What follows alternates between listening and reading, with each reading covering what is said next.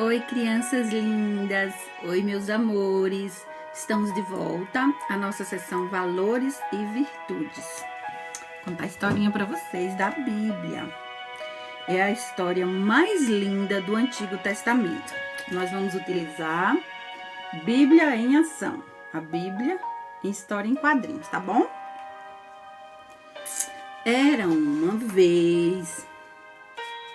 Vamos prestar muita atenção. Baseado no livro de Esté, a partir do capítulo 1. Nos anos após a conquista de Babilônia por Dário, o Império Persa se tornou o mais poderoso de todo o mundo, estendendo-se da Índia à Etiópia. O rei Xerxes agora se assenta no trono em Suzã para celebrar sua grandeza. O soberano dá uma festa aos seus nobres, uma celebração cara e que se estende por meses a fio. Então, o rei Xerxes, que era o rei Assuero, estava dando uma festa para expor a sua grandeza e riqueza. Estava querendo se gabar, na verdade, gente. E as pessoas, os convidados, conversavam entre si. E um falava assim: já faz 6 meses que o rei está dando uma festa aos seus altos oficiais. Quanto tempo essa farra ainda vai durar? Um perguntou para o outro, que respondeu: até ele achar que impressionou todos os seus súditos com sua riqueza e seu poder. É que ele era meio assim orgulhoso, metido, era o rei, né? Então ele estava fazendo com esse propósito. E eles continuavam conversando entre si, as pessoas. A grandiosa festa de Xerxes finalmente chega ao fim. Para celebrar, ele promove outra festança, dessa vez reservada aos amigos mais íntimos. Depois de vários dias de bebedeiras, o rei começa a se gabar. Quer ver? Vou mostrar para vocês a imagem logo. O rei estava falando assim: vocês sabem que eu não sou apenas o rei mais rico e mais forte? Eu também tenho a mais bela esposa do império. Vocês não acreditam em mim? Acreditam? Tudo bem. Eu vou lhes mostrar. Lhes provarei. Tragam a rainha Vasti, ele ordenou. Esperem para ver. Ela é maravilhosa. Isso ele estava falando, se gabando. E um dos seus oficiais, um empregado dele, chegou e falou: Alteza, a rainha se recusa a vir. Vasti não quis ir. No meio de tantos homens bebendo, fazendo bagunça, ela não queria se expor e tinha o direito dela, mas ele ficou aborrecido. Ele falou: é o quê? Vou mostrar para vocês aqui o rosto dele falando aqui embaixo. Aqui ele falando: é o quê? Ele interpretou isso como uma afronta por parte da rainha Vasti. Lá era assim, eles eram machistas naquele tempo. Vamos ver o que aconteceu. Ele falou: vejam vocês, minha mulher não obedece a minhas ordens. Meus nobres, vocês precisam me ajudar. De acordo com a lei persa, o que posso fazer para dar-lhe um corretivo? Isso aí na frente dos amigos dele, que ele queria se gabar, né? Ele queria tomar uma decisão e punir a rainha. E ele pediu conselhos aos seus conselheiros, que naquele tempo era assim. Após refletir sobre a pergunta do rei, um de seus conselheiros se levanta e aponta que as consequências do ato da rainha podem ser muito piores do que eles percebem. Aí um deles falou: ela não somente ofendeu a ti, ó rei. Vasti trouxe problemas para todos os homens no reino. Assim que as mulheres souberem que a rainha lhe desobedeceu, começarão a desacatar seus maridos. Agora elas farão o que quiserem. Pode até começar a falar conosco. Imagine, será o caos. Só falar para ele já interpretou como um caos. A mulher mal podia falar, mal podia se expressar. Absurdo isso. Agora, se eu entendo o rei corretamente, e eu penso que entendo, sua majestade deverá fazer o que eu faria. Isso aí o conselheiro falando para o rei Xerxes. E ele perguntou: e o que é? O rei perguntou. Primeiro anuncie que Vasti não é mais rainha, e então busque no interior pelas mulheres mais belas, jovens e discretas do país. O senhor pode ter uma nova esposa, e uma esposa melhor ainda. Isso aí ele aconselhando. As mulheres, então, aprenderão a não responder a seus maridos e nós teremos paz. Aí um falou, brilhante, e o outro falou, ele está muito certo. E o outro disse, concordo plenamente. E um outro conselheiro disse, faremos com que as nossas mulheres nos respeitem.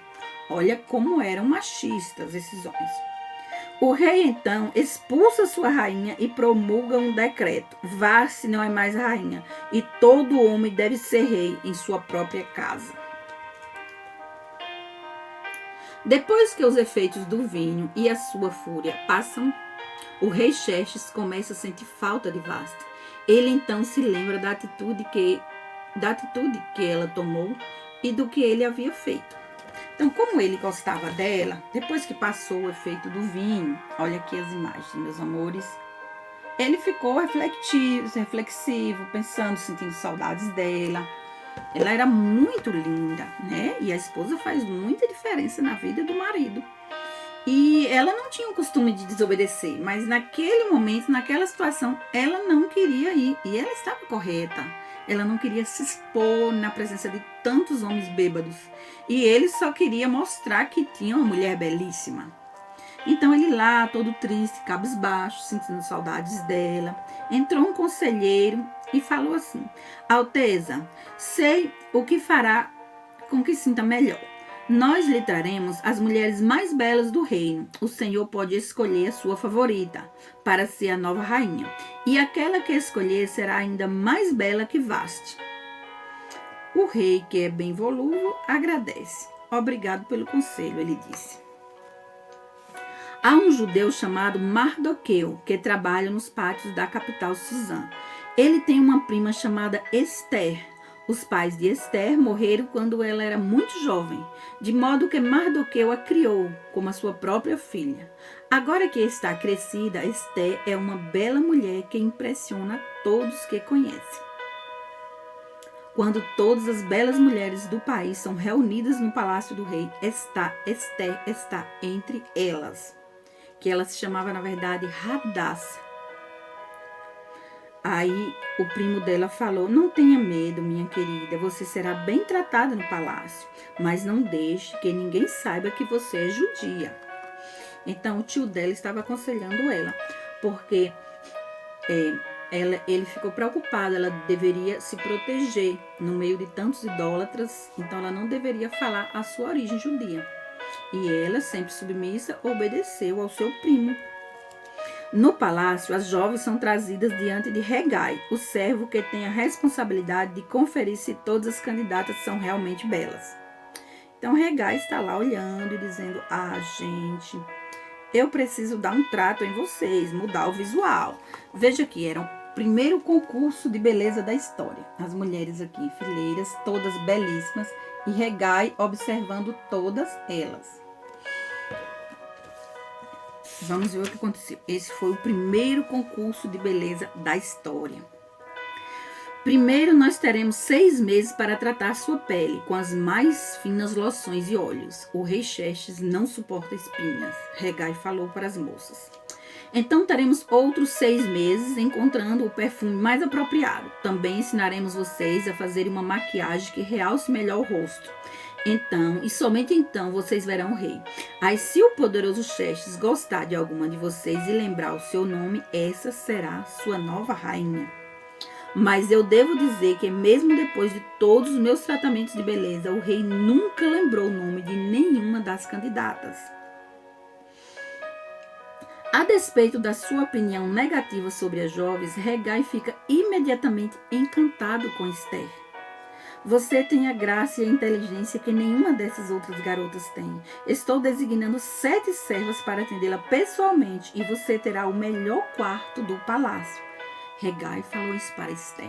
Esther chamava a atenção, não pela beleza exterior, que também era notável, mas sim pelo seu caráter, doçura, educação, sensibilidade. E Esther tinha o brilho de Deus na sua vida. Esther foi criada nos caminhos do Senhor. Enquanto isso, Mardoqueu se preocupa com sua filha adotiva.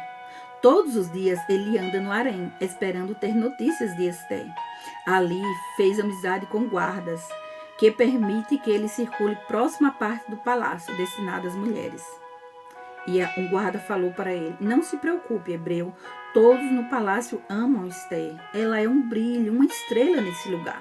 Você é um bom pai, mas fique tranquilo, ela está sendo bem cuidada.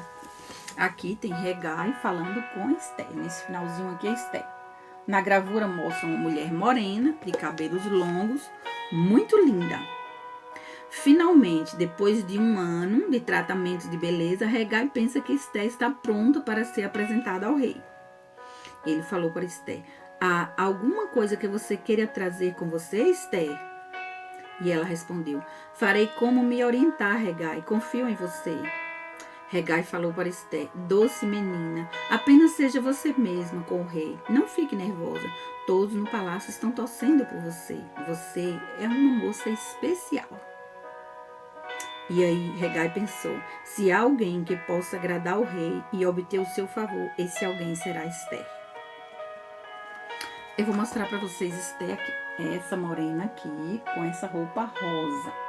Depois de passar por todos os tratamentos de beleza e as orientações do servo, ela foi conhecer pessoalmente o rei Assuero, que aqui diz que ele se encantou por ela. Ele chamou Hegai no outro dia e disse assim: eu agradeço o seu esforço, Hegai, mas eu não gostei de nenhuma das moças e não me lembro o nome delas. Mas tem uma moça chamada Esther. Peço, por favor, que chame ela aqui. Ela será a minha rainha. Eu a escolhi. Então, esse é o fim da primeira parte da história. Vamos dividir em 3 partes. Continue acompanhando comigo, que o final é fascinante. É uma história cheia de romance, emoções, suspense, terror e reviravoltas da parte de Deus. Acompanhe até o final, tá bom? Essa é a segunda parte da história de Esther, da nossa sessão Valores e Virtudes de hoje. Vamos ver. Na primeira parte, terminou com a decisão de Assuero, o rei Xerxes, em escolher Esther como a sua nova rainha. E aqui ele fala: por meses, Esther, juntamente com centenas de belas mulheres da Pérsia, viveu no palácio, esperando que Xerxes escolhesse uma delas para ser sua esposa. O rei finalmente fez sua escolha. Esther, você é agora minha mulher, a rainha de toda a Pérsia. O rei falou para ela e ela respondeu: sinto-me honrada, meu senhor. Ela era muito humilde, educada, doce, gentil, linda, carinhosa e tinha todas as qualidades notáveis de uma mulher de Deus, de uma mulher que tem o Espírito Santo de Deus no seu coração.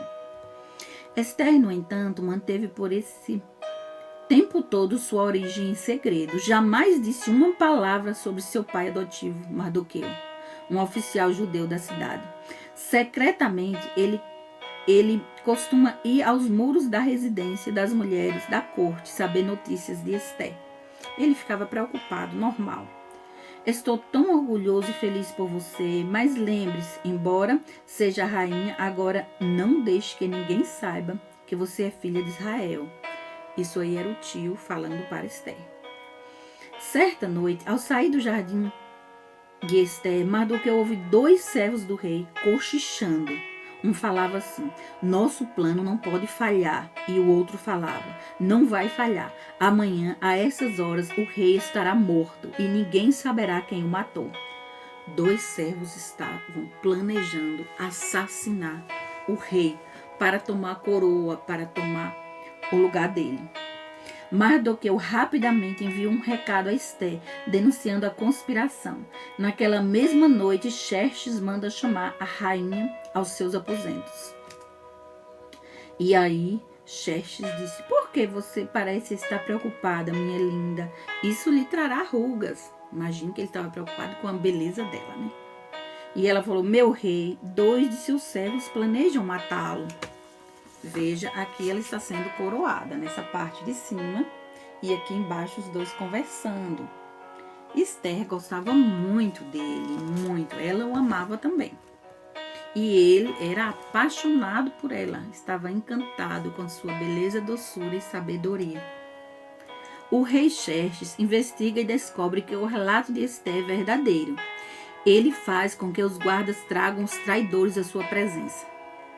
De acordo com a lei persa, qual é a punição para quem planeja assassinar o rei? Perguntou o rei a um dos seus conselheiros. E o conselheiro disse: morte na estaca, majestade. Que seja assim. Agora, minha fascinante rainha, como você soube do plano? Perguntou o rei. Mardoqueu, um dos oficiais da sua corte, me contou. Ele ouviu Bigtan e Teres tramando sua morte, meu senhor. Esté falou o nome dos dois. Vocês ouviram isso? Mardoqueu salvou a minha vida, escriba. Coloque isso no livro oficial de registros, porque eu não quero esquecer o que esse homem fez. Eu deveria recompensá-lo de alguma forma, falou o rei Xerxes. Logo depois disso, o rei precisa promover alguém ao cargo de primeiro-ministro. O rei estava procurando alguém de confiança para promover ao cargo de primeiro-ministro. Mas o rei não temia Deus, então ele não tinha muito discernimento. Ele ia muito pela cabeça dos outros. O que os conselheiros falavam, ele fazia. E quem não teme a Deus não tem muita sabedoria no sentido de discernimento espiritual. Porque a Bíblia diz que o temor do Senhor é o princípio da sabedoria. Ester temia a Deus, Assuero não. Mas ele era influenciado por Ester a fazer o bem, a fazer o que era certo e justo. Continuando a história. O rei manda chamar Ramã, um dos seus conselheiros, e diz: Ramã, você estará acima de todos os príncipes da minha corte. As pessoas se curvarão a você como se curvam a mim. E Ramã, todo orgulhoso e mau, Ramã era muito mau. O Senhor me honrou muito, majestade, serei eternamente grato. Mas Ramã era falso, perverso, cruel e idólatra. Mas Assuero não sabia disso, porque não tinha o discernimento. Ramã é orgulhoso e gosta de ver as pessoas do povo curvando-se diante dele. Mas Mardoqueu, fiel aos seus princípios de fé, recusa-se a reverenciar o ministro do rei. Todos se dobravam diante dele, todos se ajoelhavam quando ele passava. Só Mardoqueu não. Permanecia em pé do mesmo jeito. Quem teme a Deus e conhece a Deus não se dobra, não se ajoelha diante de outros deuses e nem de pessoas, porque isso é idolatria. Isso aí feria a fé dele, então ele não fazia. Ele não estava querendo desrespeitar ninguém, mas a questão é a fé. Coloca Deus no centro, não se pode se dobrar diante de outros deuses, porque Deus é um Deus zeloso. E isso é considerado aos olhos de Deus como idolatria. Quem é esse homem que não demonstra respeito por mim? Disse Ramã, enfurecido. E alguém respondeu: esse é Mardoqueu, um judeu. É que os judeus não se curvam diante de homem algum. O outro falou para Ramã. E Ramã, com a cara feia, vou mostrar a figura de Ramã para vocês aqui. Ele disse assim: muito bem, Mardoqueu, o seu dia chegará. Você pagará por isso e todos os judeus na Pérsia. Isso aí, ele já estava cheio de ódio, porque ele queria que todos se prostrassem diante dele. Isso é orgulho e soberba. Ramã vai para casa e lança sortes. Era uma prática que era chamada de Purim. O sortilégio vai definir o dia em que os judeus serão punidos. Que ele quer punir. Aí ele lançou sortes. Vejamos qual a data e o mês em que eu exterminarei vocês. Ahá, o 13º dia do mês de Adar. Ótimo, agora mãos à obra. Olha, esse aqui é Ramã. Aqui a cara fechada dele. Esse aqui é Ramã, olha. Ele foi na casa dele, lançou sortes e decidiu a data exata que ele iria exterminar Mardoqueu e todos os judeus. Porque ele via como inimigos. E depois, irado porque Mardoqueu não se curvou diante dele, Ramã prepara a sua vingança. Mas primeiro ele deve enganar seu rei, que já demonstrou ser um homem tolo. Era muito influenciável, o rei. Então ele pensou em uma ideia, enganar o rei. Meu rei, há uma raça de pessoas em seu reino que não lhe obedece. Para sua segurança, elas deveriam ser destruídas. Dê-me permissão para fazer uma lei que dará fim a esses rebeldes em toda a Pérsia. Isso aí ele falando com o rei. E o rei falou: muito bem, fico grato por ter chamado minha atenção para isso, Ramã. Faça o que for preciso para o meu reino. Tome, use meu anel para selar a nova lei. Então todos saberão que eu apoio essa decisão. E aí o rei deu o anel para selar a lei. E naquele tempo, uma vez decretando uma lei, não poderia voltar atrás. Nem o próprio rei poderia voltar atrás se quisesse. A lei de Ramã é rapidamente distribuída por todo o reino da Pérsia. Então eu vou ler aqui para vocês o que diz a lei. Todo judeu na Pérsia deverá ser eliminado no 13º dia do 12º mês. E quem matar judeus poderá ficar com tudo o que pertencer a eles. E aí, os homens maus comemorando. Vamos comemorar essa sua ótima iniciativa ao meu leal primeiro-ministro, e os homens lá comemorando. Aí, um judeu foi lá e leu o decreto. Por que o rei faria isso conosco? Não fizemos nada de errado. Veja aqui o decreto aqui, gente, ó. Ele espalhou cópias desse decreto. Cada judeu que lia isso ficava desesperado, sem entender por que a atitude do rei. O rei, naquele momento, nem imaginava que Esther era judia. Ele não sabia disso, porque ela guardou o segredo. Agora, veja aqui, a maldade de Ramã, e a inveja, e a soberba, e a prepotência dele. Por que querer que todos se dobrem diante dele? Muitas pessoas têm sede e fome por poder, por mandar nos outros. Mas quem Deus coloca em posição de influenciar e de mandar, deve influenciar para o bem, não para o mal. Então Ramã teve o troco dele, porque Deus o tempo todo estava agindo nos bastidores dessa história. Então falta a terceira parte mais emocionante. Então vamos acompanhar com a Procleia a terceira parte da história de Esther.